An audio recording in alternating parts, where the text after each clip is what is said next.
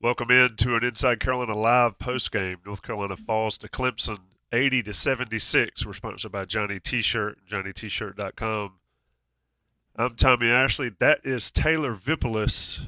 Taylor, I'll just get right into this. Not a good look for the Tar Heels against Clemson. Clemson doubles their win total in the history of the game in the Smith Center by winning by 4 points.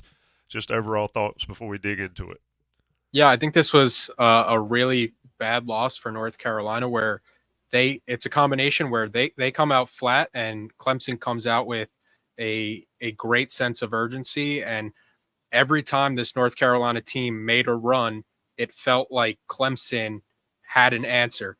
And when you talk about like what were the positives from the Duke game this past weekend, Carolina took the fight to Duke.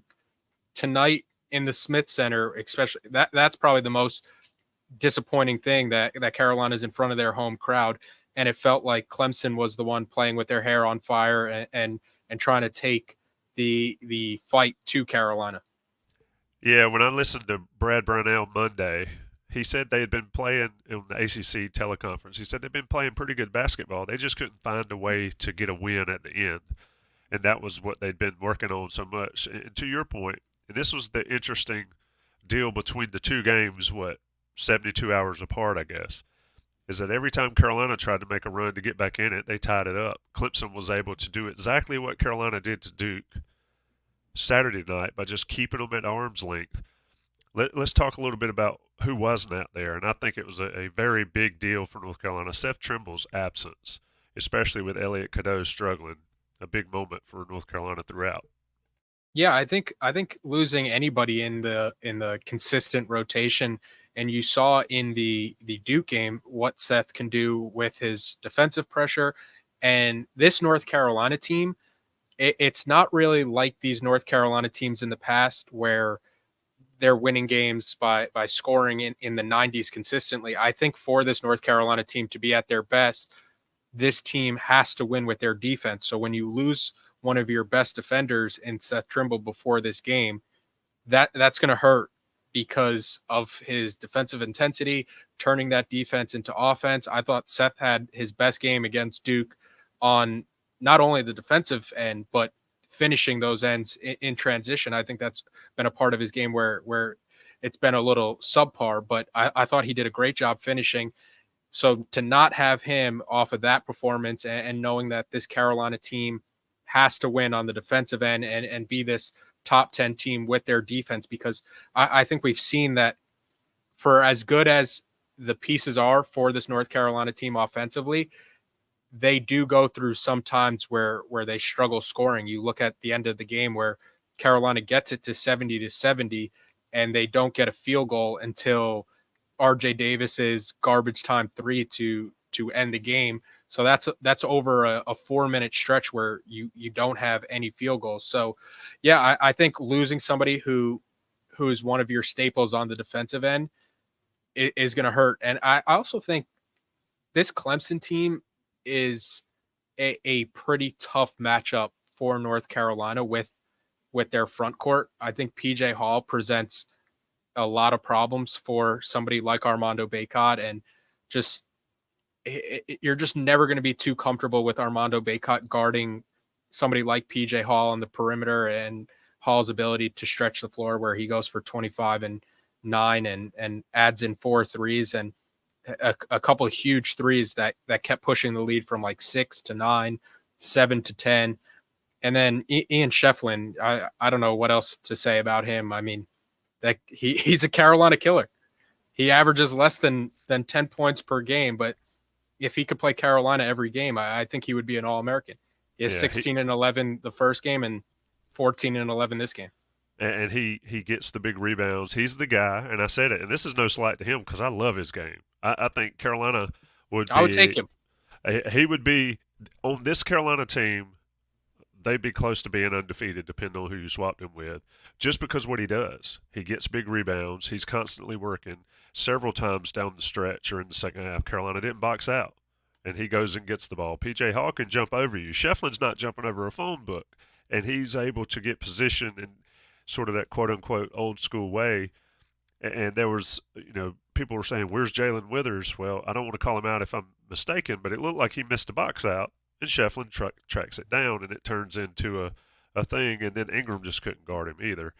Yeah. Before we go any further, let me give a shout out to Wojcik, Paxson Wojcik. I thought he played um, well enough for North Carolina to win this game. He had 7 points. He had a few hustle plays. You get 7 and 6 from him, and you're pleased with that. Washington and Withers, virtually non-existent. They only played 18 minutes between them.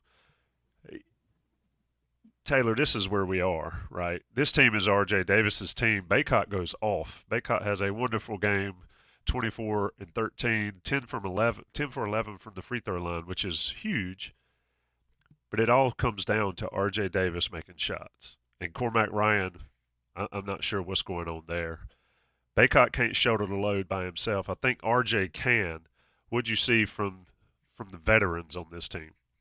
Yeah, you mentioned Schieffelin on the offensive glass, and that was one of the stats I had before I answer that question, where Clemson was just killing them with timely offensive rebounds. Clemson outscores Carolina 13-12 on second chance points, and then Clemson also outscores Carolina 7-5 points off turnovers.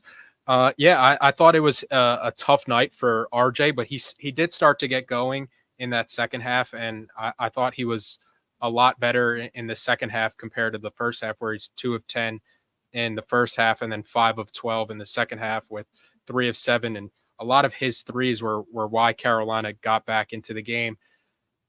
I think at this point in the season, like, Carolina is going to need Cormac Ryan to make some shots. And I think we've been using the crutch of saying, like, Carolina's playing well, but Cormac Ryan hasn't really shot the ball well. Like, what's going to happen or wait till he turns it on and see where this team can go and their potential. But it's a 1 for 10 night from the field, 0 for 6 from 3. There's not a lot of confidence when the ball's coming off his hand. It looks rushed at times. For somebody who has a reputation as a shooter, there's just a lot of times, thinking back to the Duke game too, specifically, where his shot it's not even hitting any part of the rim. So I don't think the media or the fan base has a lot of confidence in Cormac Ryan's shot, but I think the coaching staff has kept running sets for him and wants to keep him in the game plan and keep him out there, because for whatever he isn't doing on the offensive end, I do think he has been a plus defensively, but there really hasn't been any indication that this light switch is going to come on for Cormac Ryan to be this lights out shooter. I think at best he's going to be a streaky shooter, and at worst it's what you're getting now, where he's just an under 30% 3-point shooter, and there's not a lot of confidence when the ball leaves his hand. Yeah, I mean, I agree with that. The inconsistency is what's concerning. It's not just North Carolina. I mean, you look around the nation, and everybody keeps talking about Purdue. I probably bet Purdue goes home before the Final Four, because if you don't hit shots consistently, you can't win consistently. And I think we've seen that across the country. And Carolina sort of has been immune to it until Georgia Tech, until Clemson game here. You got to give Georgia Tech and Georgia Tech, but Clemson some credit. They came in, to your point, to start the show. They came in ready to play. They came in on fire. P.J. Hall is a dude. Everybody talks about Harrison Ingram's a dude. P.J. Hall is that guy. He's another one that at times has been troublesome from Carolina. But I guess, Taylor, and we're not going to do this long. This is my flu game. This is my flu show. So credit to you. Pardon me for wiping my hype nose. up Tommy. Hype up Tommy right now in the chat, guys. Send some Vicks Vapor He's Rub. getting through this. Too much fun on Saturday night in Chapel Hill. I think that might be a theme here. It carried over, yeah. Absolutely. But when you look going forward, Taylor, the interest or the issues that North Carolina has, are they worrisome beyond Cormac Ryan? Is RJ's struggles? I don't think RJ's struggles a little bit or a problem to worry about. Baycott's been fantastic. Withers, Washington haven't done much lately. Are you worried that this team is sort of trending in the wrong direction? Yes, they're ranked way up the food chain. Who cares about the net? Where are you there? Yeah, I'm not worried because I do think this team has built enough credit with the resume that they've built where on a night in night out basis it's hard to bring your A game every time at this level, but I do think that this team has shown that they are the class of the conference. Even dropping the Georgia Tech game, even losing to um, Clemson tonight, it's going to be tough to hold off Virginia the way they play right now. Um, and I think it's going to be a good finish to the ACC regular season. But I do have enough faith when your go-to guy is RJ Davis and you have the pieces, you have Armando Bacot, you have Harrison Ingram, you have Elliot Cadeau when he's attacking. I think there's weaknesses of this team like Elliot Cadeau on the defensive end. There's not too much you could do about that. Teams are just going to keep attacking him. You have somebody like Cormac Ryan who hasn't been a great shooter. That's another weakness. But the strengths of this team to play with somebody like RJ Davis and to play with somebody like Armando Bacot and the winning plays Harrison Ingram makes and the experience that Carolina has in their lineups, in their closeouts. You look around the country and there's not too many teams that have that many pros. Every team in the country has weaknesses, and it's about, can your coaching staff kind of exploit what the other teams can do, and if you have good shooting nights. And I think RJ Davis has kind of shown more often than not that he is a guy that you want to count on. Indeed, there. Carolina falls to Clemson 80-76. Miami coming up on Saturday. I've got a couple more questions for Taylor, but I want to talk about our sponsors right fast. Johnny T-Shirt, JohnnyT-Shirt.com, of course, on East Franklin Street. Go visit them. They're constantly running sales on the regular time, and then if you're an Inside Carolina Premium subscriber, you get 10% off as well. So check them out. They're great, alumni-owned and operated. Also, congruityhr.com/Tar Heels.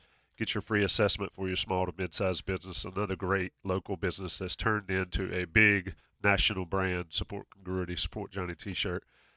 Taylor, going to Miami, down there where you might be. I have a feeling I'll you be might here. be. I have a feeling you might I'm be. holding it down building. in the 305, waiting for everybody to get down here. So, okay, party at Taylor's house. No, so what? They didn't say that. We're gonna find you, man. I'm gonna ping your phone, and we're all gonna show up. What does North Carolina need to do to get back on the winning track here? Aside from the Duke game, there have been some hiccups, like I pointed out. But to your point, they've got plenty of capital built up still, and they've got plenty of ability. Miami, a struggling team as well. What do you think? I think Miami scored 38 against Virginia. Yep, their lowest since being reinstated back as a basketball program. I think the game against Miami this weekend is going to be very similar to the game against Clemson, where North Carolina comes in with a target on their back as a top 5 team. Their resume for the tournament is basically already set in stone, where yes, they could play for a 1 seed or one of the highest 2 seeds, but for the most part, if this Carolina team goes into the tournament as expected, they're going to be a 1, 2, maybe at worst case scenario a 3 seed. Where you're playing the Clemsons and the Miamis, the teams who are 500 in the conference, when all the metrics are saying that the ACC is not as good as the Big 12 or it's not as good as the Big 10, but whatever teams you put in the tournament, those are the teams that are the last team standing from the ACC, whatever teams do make it into the tournament. So it's like the ACC is a lot better than people give it credit for in the national media, and you're playing these teams who are essentially just sitting on the bubble at 6-6 or 5-6. So I think against Miami at home, you're going to get a very desperate team, and it's, can you match their intensity and their effort? Now I think Miami's team has a lot more flaws than the Clemson team that North Carolina played, and they don't really have the 2 bigs to contend like Schieffelin and PJ Hall. Norchad Ramirez is a pretty good big, but They don't really have any respectable bigs behind him. They've really struggled without Jordan Miller and Isaiah Wong.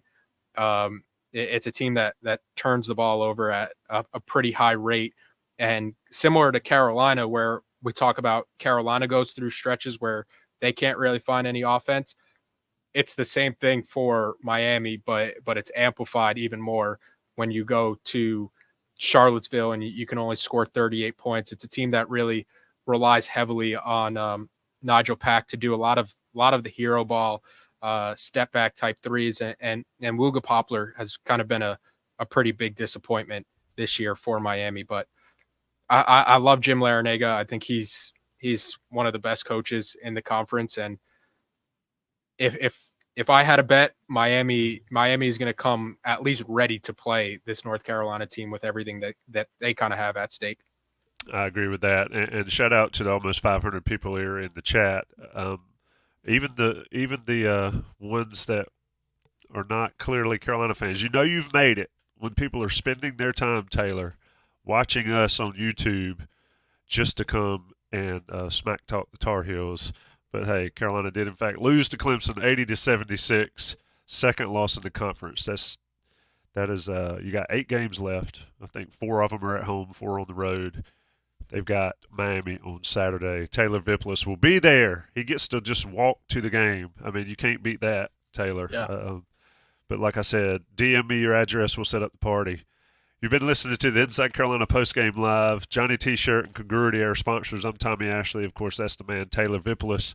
Stay tuned to plenty more at Inside Carolina for all the content, all the quotes, all the postgame stuff, and then all the rest of what we do on a daily basis. Carolina back in action on Saturday. We'll be there doing this then. We'll talk soon.